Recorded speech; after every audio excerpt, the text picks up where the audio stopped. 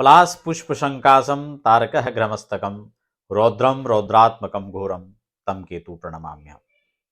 अध्यात्म ज्योतिष के तमाम प्रिय दर्शकों का आज के बेहद खास कार्यक्रम में स्वागत अभिनंदन।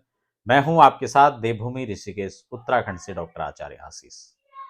मघा नक्षत्र पर केतु का परिवर्तन होने जा रहा है और इसके किस प्रकार से आपके जीवन पर शुभाशुभ फल परिणाम देखने को मिलेंगे, इसी को लेकर हमारी आज की एक बेहद खास चर्चा रहने वाली है।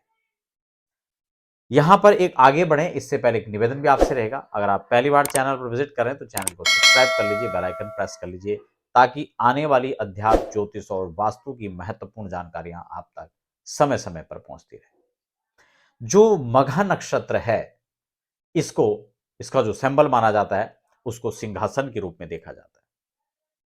मघा नक्षत्र को वहीं पितरों का नक्षत्र भी माना जाता है। पितृ प्रसन्नता के लिए, पितरों को मोक्ष प्राप्त करने के लिए यह नक्षत्र विशेष माना जाता है।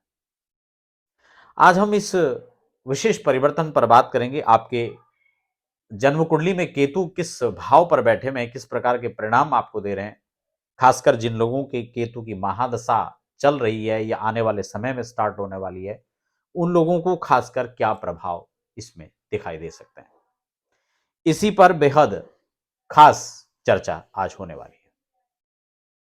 सबसे पहले हम केतु का जब परिवर्तन मघा नक्षत्र होगा, केतु ग्रह को जहां एक उपद्रवकारी, एक प्रलयकारी, एक विशेष परिवर्तनकारी ग्रह के रूप में देखा जाता है, वहीं इस परिवर्तन को, इस नक्षत्र पर जाने पर, इस ग्रह के जो योग हैं उसको अधिकार की लड़ाई भी कह सकते हैं। वो मोक्ष कारक ग्रह केतु, वह संन्यास की राह पर चलने वाला केतु आपको कैसे राज सिंहासन की सत्ता पर आपको आरूढ़ कर सकता है।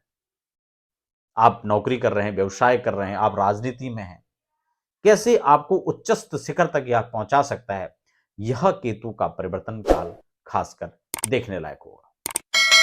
क्या विशेष शुभ योग इसमें बनेंगे, किन किन राशियों पर कैसा प्रभाव रहेगा, इसी पर हमारी आज की विशेष डिटेल में चर्चा रहने वाली है। प्रत्येक राशि पर हम बात करेंगे इसके हिसाब से, इसलिए यह महत्वपूर्ण है क्योंकि इस समय सूर्य स्वयं इस वर्ष के राजा होने वाले हैं। तो केतु अब कैसे इसमें सहयोग कर सकता है कि आप भी राज सिंहासन तक पहुंचे, आपका भी प्रमोशन रुका हुआ था तो वो संभव हो सके, आप भी बिजनेस व्यापार में कहीं ना कहीं थक चुके थे, हार रहे थे, परेशान हो रहे थे, तो कैसे अब आप यहां पर उत्तरोत्तर वृद्धि कर पाएंगे, कैसे धन संयोग बन पाएंगे, कैसे आपको विदेश जाने के अवसर प्राप्त हो पाएंगे, कैसे अपने कार्यक्षेत्र को आपको बढ़ाने का मौका मिलेगा, कैसे अपनी प्रस्तुति आपको दिखाने का एक समय आपके सामने है।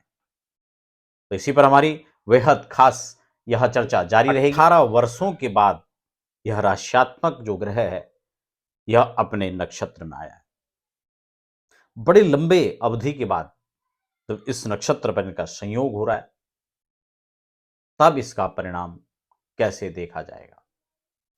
यह वास्तव में राज सिंहासन की सत्ता पर आपको आरूढ़ करेगा या फिर कुछ और भी इसके रिजल्ट रह सकते हैं। इसको समझना बेहद आसान है, इसको स्टेप दर स्टेप समझेंगे। यह कैसे आपके जीवन में नया मोड़ लाएगा, कैसे इस विशेष परिस्थितियों में आपके लिए विशेष संयोग बनाने जा रहा है। अब इस राशि क्रम में हम तुला की बात कर लेते हैं एक बार। अगर तुला के इस हिसाब से इस गोचर काल को देखा जाए तो कंफर्ट जोन में जो केतु हैं वो आपके 11th हाउस में आने वाले हैं। मैंने पहले भी कहा ये इनकम का भाव है और जब केतु यहां पर कंफर्ट जोन में बैठेंगे तो धन, धन के बाद धन और धन के बाद धन, धन से धन का योग बनेगा। इसमें कोई भी संदेह नहीं है। शत्रु शांत होंगे, शत्रुओं से विजय मिलेगी, रोग ऋण रिपु तीनों से उन्मूलन होगा। और इसका जो संबंध बनने जा रहा है खासकर वो आपके चौथे भाव से और अष्टम भाव से भी साथ साथ बनने जा रहा है। कोई रिसर्च जारी थी, कोई साधना जारी थी, अब वहां उसकी सिद्धि का योग है। कोई ऐसी चीजें जो आपकी घर की सुख सुविधाओं के सामान था, आप घर सोच रहे थे, कोठी, बंगला, मकान, गाड़ी, लंबे समय से व्यवस्था बना रहे थे, व्यवस्थाएं बन रही थी, लेकिन योग नहीं बन रहा था, बनते बनते रुक जा रहा था। अब उसका समय आ गया, आप इस कालखंड में उसको कर सकते हैं। केतु को जरा एक बार अपनी कुंडली में भी देख लें। कई बार होता क्या है, कुछ लोग कहते हैं भाई ये परिस्थिति कयास लगा रहे थे, लेकिन वो परिस्थिति बनी नहीं। क्यों? क्योंकि कुंडली के अंदर वह केतु प्रतिकूल है, वह ग्रह प्रतिकूल था। इधर गोचर अनुकूल था, लेकिन जन्मकालिक ग्रह उसका विरोध करके खड़ा था और हमने उसका उपाय भी नहीं किया। हम उस उपाय से उसको अपने पक्ष में ला सकते हैं, साम दाम दंड भेद उसको बना करके अपने पक्ष में खड़ा कर सकते हो। वीर तो है, योद्धा तो है, काम करने की सामर्थ्य रखता है, लेकिन वो कर्ण जैसा योद्धा हमारे पक्ष में नहीं है, वो उधर खड़ा है, इसलिए रोड़ा अटकाएगा। इसलिए इस योद्धा को, इस वीर को अपने पक्ष में ला करके खड़ा करना है। ये बहुत कंफर्ट जोन में है, बहुत शक्तिशाली स्थिति में है, इसलिए इन परिस्थितियों का लाभ लिया जाए। अपने जन्मकालिक ग्रह को आप देखें और इस गोचर के हिसाब से उसका मैचिंग करें। अगर वो कहीं पर प्रतिकूल आपको नजर आता है तो आप उसका उपाय करें और तद अनुकूल आप उसका अनुकूल लाभ ले सकते हैं। इसलिए बहुत अच्छी स्थिति में केतु यहां पर अनुकूल हुआ है। आपके कैरियर में तरक्की होगी, व्यापार में आपको अच्छा लाभ मिलेगा, शिक्षार्थी के लिए भी देखा जाए तो शिक्षा में अनुकूल लाभ मिलेगा, संतति पक्ष से आपको लाभ मिल सकता है, बच्चों की नई नौकरी लग सकती है, उनका प्रमोशन हो सकता है, जो किसी प्रकार के इंस्टीट्यूट चला रहे हैं उनको अच्छा लाभ मिलेगा, चाहे वो घर में एक छोटा सा एजुकेशनल जो है वो एक्टिविटीज कराता है, आप ट्यूशन पढ़ाते हैं, तो बहुत अच्छा लाभ उनको मिल सकता है। ठीक हो गया? तो ये गोचर काल यहां पर इस प्रकार से लाभ देगा। एक उपाय मैं आपको सामान्यतः बता के चलता हूं, आप इसको भी नोट कर लीजिए।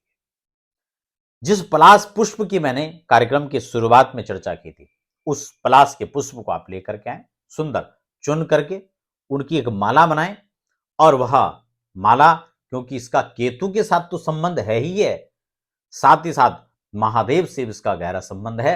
महादेव को यह माला से ये हार आप चढ़ा दें, वो हार आपकी हार नहीं होने देगा, वो आपको हर फील्ड में आपको विजय प्राप्त कराएगा। आपके लिए बहुत बहुत शुभकामनाएं।